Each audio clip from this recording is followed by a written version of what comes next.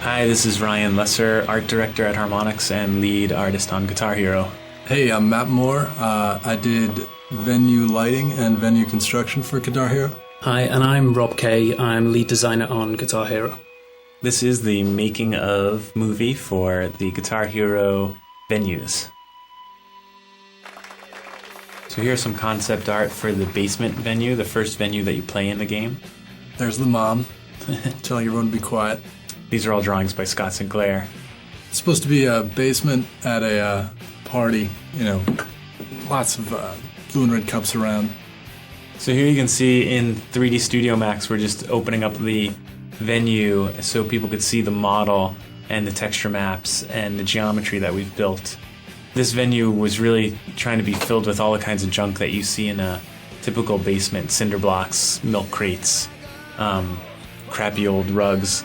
Any of you that have been in a band, you know that you tend to fill these little practice spaces with rugs and mattresses and stuff to soak up the sound so that your neighbors don't go crazy on you. It was basically my apartment 2 years ago. There's a bunch of interactive elements in all of our venues to show you how well you're doing. The basement was sort of a challenge because we want to have good feedback for how the player's doing in every venue.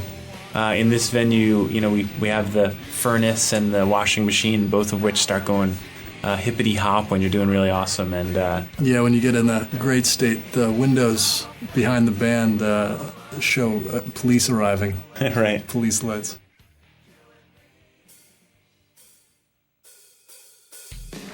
So this is concept art that Scott Sinclair did for the Small Club, which was really inspired by a bunch of the kind of New York classic rock clubs. So this is the second venue in the progression. So you've actually got your first kind of real gig and starting to work your way up the ladder. This room has a really funky shape, which makes a lot of the camera work really cool. Yeah, I'm not sure there's any 90-degree angles in this entire venue.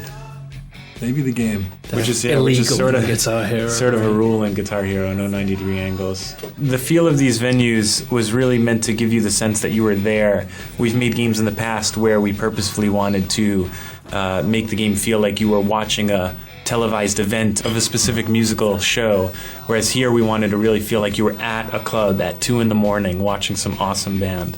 I think this venue was one of the first that we really nailed, and stylistically, I thought that this was the one that really brought together the kind of kooky angles and cartoony style that Ryan was so keen to get.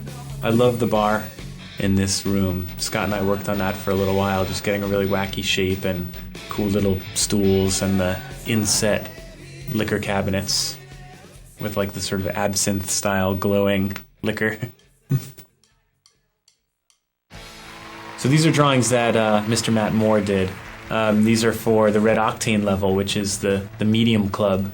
Kind of as you're getting bigger and bigger, this was also inspired by a lot of Boston mid-sized clubs.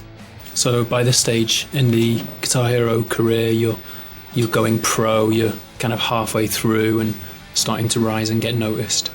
Red Octane as a name is really good as a club name because it gave us a lot of visual imagery that we were able to incorporate into the club. We went with lots of pistons and engine parts and gears and cogs, and it just made for a really cool environment. Again, we're showing the edges of a lot of these polygons so you can see exactly how they're sculpted. A lot of these have textures that are anywhere between 32 pixels by 32 pixels up to, could be 128 by 256. It's funny to see how crummy the fan looks in 3D Studio Max, but once it goes through the engine and Matt does his magic on it, it looks pretty awesome. As you saw with the fan, it's animated, and a lot of the animated components we tried to link in with your game performance, so the better you do, the more excited the venue becomes. So this is the kind of place that is like taken over by the rockers, but is often full of Euro trash. Yeah, they kick the rockers out at 10:30 so that the dance party can start. This is the theater. This is sort of a revamped old theater turned into a modern rock club. There's a bunch of these up in the Northeast for sure. This could be my favourite venue, actually. I think the lighting in here is awesome. The whole thing kind of comes together as a rock show in a Yeah, for a long time this was absolutely the worst venue we had, and then all the guys on the venue team just totally brought it up, and now it's probably one of the best. Yeah, I think this was the last that everybody really worked on, and we sort of hit our stride. There's a good example of a venue where we were able to like let loose with our style. There's a lot of totally unrealistic stuff in here. The skull balconies and the purple smoke that's very kind of old, cartoony looking. The big gigantic wall of speakers in the background. This venue was the first time that we experimented with less traditional special effects like the cartoony smoke. This one we started off doing regular particle systems, but eventually transitioned into something I wanted to try, which was more geometric, exaggerated shapes. So this is the Toxic Fest, which is sort of an outdoor giant show with skaters and those giant buses that have big video screens in them. And this is one venue that's gone through a bunch of changes. It was originally supposed to be daytime, and it's sort of become sunset now. Just our only outdoor venue. Yeah. We tried to stay away from outdoor venues, mostly because most of our design was centered around the kind of cool lighting you can do at a rock show. And if it was a outdoor show that happened to be during the day, we would lose a lot of those tools that we had at our disposal. There's the skate half pipe, where in-game there's a really funny model and a really funny animation. It's like a single model with a single animation of this guy doing just tons and tons of 360s and stuff. Tony Hawk, eat your heart out. Yeah. Yeah.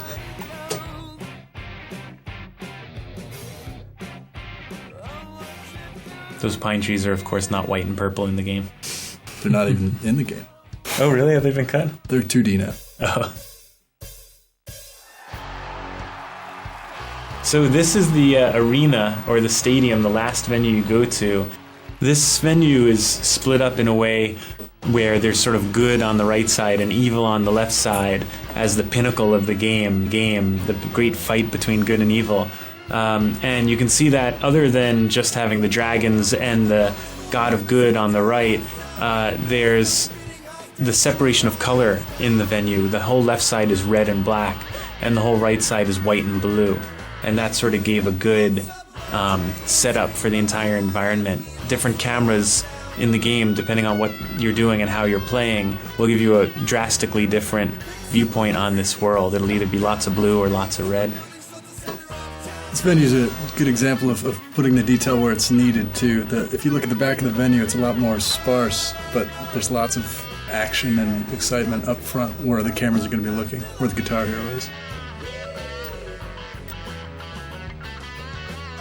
There you can see really clearly all the crowd.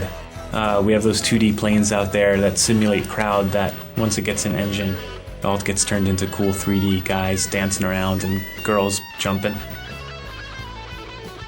So that's the end of the making of Guitar Hero Venues movie. Hope you guys had a good time. Hope this was a little bit insightful to you, and hope you have fun playing the game. Yep, thanks for playing. Enjoy it and go and spend some money on some guitar unlocks or songs, and don't waste your money on these movies again. It's not worth it.